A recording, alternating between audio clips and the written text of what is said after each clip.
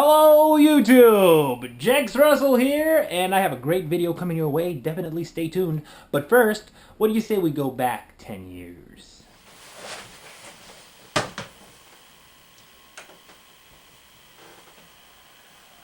We got microphones up there. We got microphones there, so you can just shout whatever the fuck you want to say. Fuck you. You can shout fuck you. If you want to eat shit, you say eat shit. If you want to say I'm a sick motherfucker, say I'm a sick motherfucker. Say I'm a sick motherfucker. What? What are you sick motherfuckers? This one's for you. It's called Destroyer. I don't know what's more embarrassing about that. My scrawny, pimply chest or my underwear.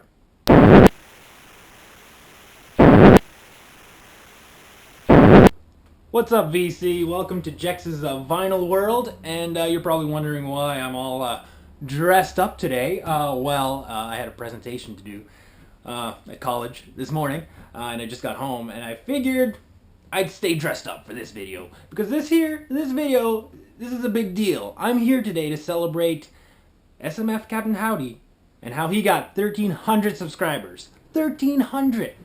That's huge! That is a huge deal. In a year! I didn't mention that part. He got 1,300 subscribers in only a year. And that comes as no surprise to me because the guy is awesome. John from smfcpthowdy. If you guys don't know who he is, definitely check him out. He's an amazing guy. He's got great taste in music. He's the VC's biggest Kiss collector. And it's true. I've been a Kiss fan, for a long time, since I was a kid. But I keep learning Kiss facts from John. Like he knows everything, and his music knowledge doesn't just stop there. It keeps going. He's got very diverse taste, and I've discovered a lot of bands through him, and he's such a generous guy. He sent me a package a few weeks ago, and I was just expecting one record. He sent me 5, and it was awesome. It was a pleasant surprise, and yeah, John is awesome. Congratulations on the 1,300 subs, buddy. And they keep going up too. Last I checked, I think he was at 1,337 or something. So they keep going up. You'll be at 2,000 in no time, guaranteed.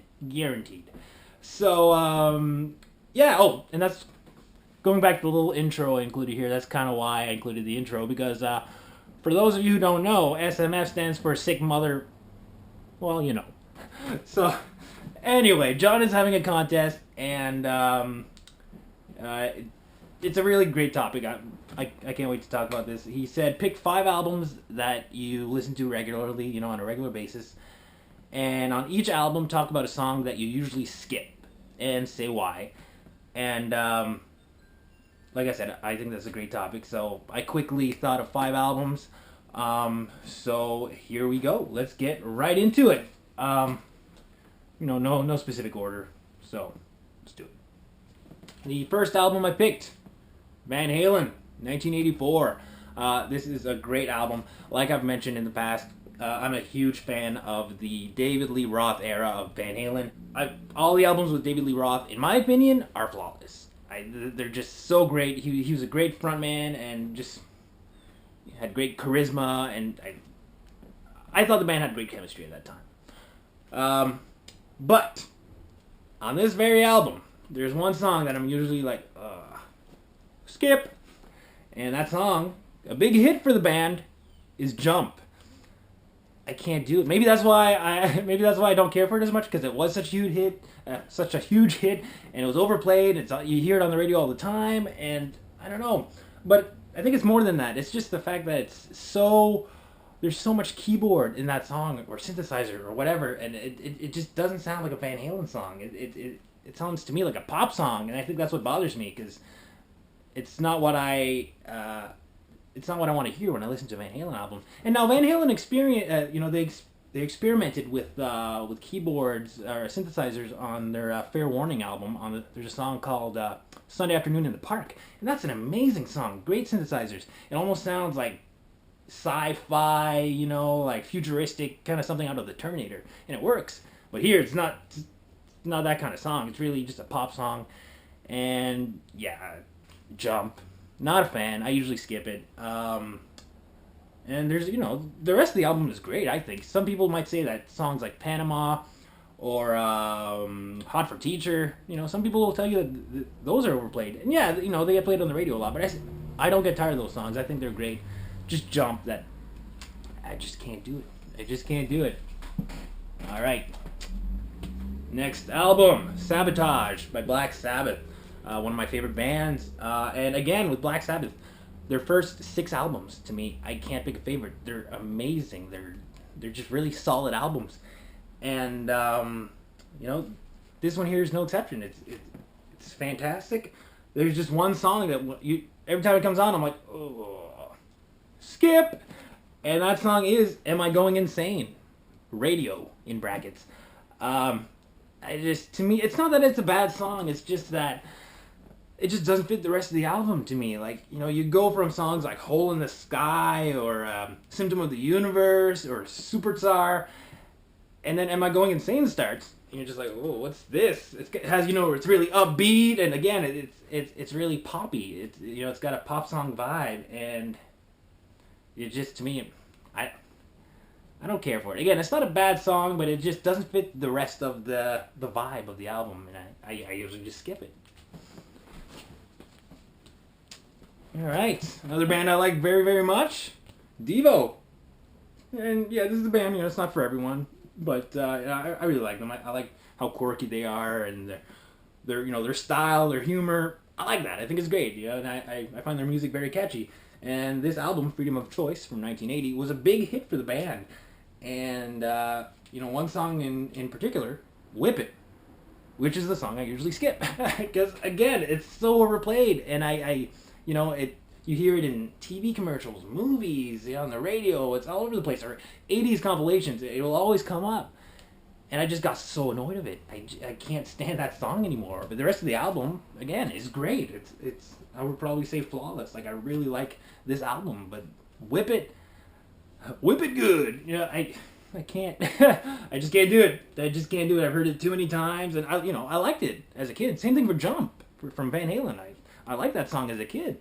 It's actually the reason I bought the 1984 album. But over time, I'm just like, oh, you grow up, you get mature, and your tastes change. But yeah, Whip It. I liked it when I was a kid, but then I grew up and I got to know the rest of their their catalog and the rest of their songs, and I'm just like, wow, compared to everything else, Whip It is not that great a song. So yeah, Devo, Freedom of Choice. It's a great album. Whip It, not that great of a song. Alright, let's talk about AC/DC. I know John brought up some AC/DC in his video when he was showing an example. Here we go. The Razor's Edge from 1990.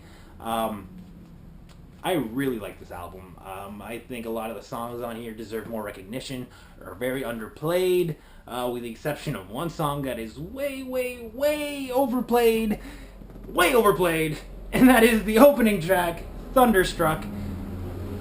I usually skip it. I go straight to track 2, Fire Your Guns. Thunderstruck. Again, you'll hear it in movies, TV, sporting events. If you go to a hockey game or something, they always play Thunderstruck, and I just got tired of it.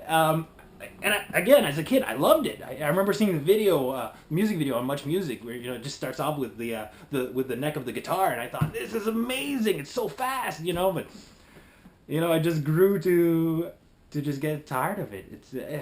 And I'll listen to it sometimes, but it's just overall I usually skip it just because I heard it way too many times, and I think it's a shame. And this goes for a lot of the AC/DC albums. I think it's a shame that they have so many songs that are overplayed, while they have great songs that don't get recognition. I think that's what bothers me about AC/DC. You always hear the same songs by them, and when you talk to someone, they say, "Oh, I don't like AC/DC because of this song, that song." But then you'll be like, "Have you heard this song? Like this is an amazing song." Like on here, for example, "The Razor's Edge," the title track, which is track 4. I've never heard it anywhere except for when I listen to this album, and it's such a great song. It's so different from what you'd expect from AC/DC. It's got a slower tempo, and it's melodic, and it's a really great song. And yeah, other songs in here that are great: "Rock Your Heart Out," "Mistress for Christmas," which is just a great comic relief. "Goodbye and Good Riddance to Bad Luck." "Let's Make It." Yeah, it's a really solid album. But Thunderstruck, way overplayed. And the last one, you know, since this is a contest by smfcpthowdy, I had to include some Kiss on here. So let's go. Kiss, my favorite Kiss album, Hotter Than Hell. Absolutely love this album. There is one song I usually skip, and it's the title track, Hotter Than Hell. And once again, it's not because I think it's a bad song. I'll listen to it on occasion, but I'll usually skip it just because I've heard it too many times. Like my really, when I first got into Kiss, it was by like a greatest hits compilation, and yeah, Hotter Than Hell was on there. So a lot of their hits, I've heard them too many times, and yeah, this is one of them. I usually just skip it, but the rest of the album is awesome. Like Parasite, I've mentioned before, that's my favorite Kiss song. Going Blind, which is such a great slow song. All the Way, Watching You, Mayline, Coming Home, Strange Ways.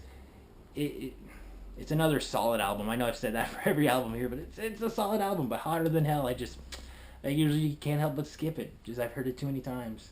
But yeah, so those are my picks for this contest, and I don't think I even mentioned what the prize is. The prize, John is giving away the digital download code for every Kiss album, which I think that would be a great thing to win. That would be awesome indeed. So yeah, I hope you guys enjoyed hearing me talk, and I just ramble on, but you know, it's been a long day at school, so please bear with me. And John, buddy, once again, congratulations on all the subscribers. Well deserved. And looking forward to seeing future videos from you. And yeah, that's it. Rock on, everybody.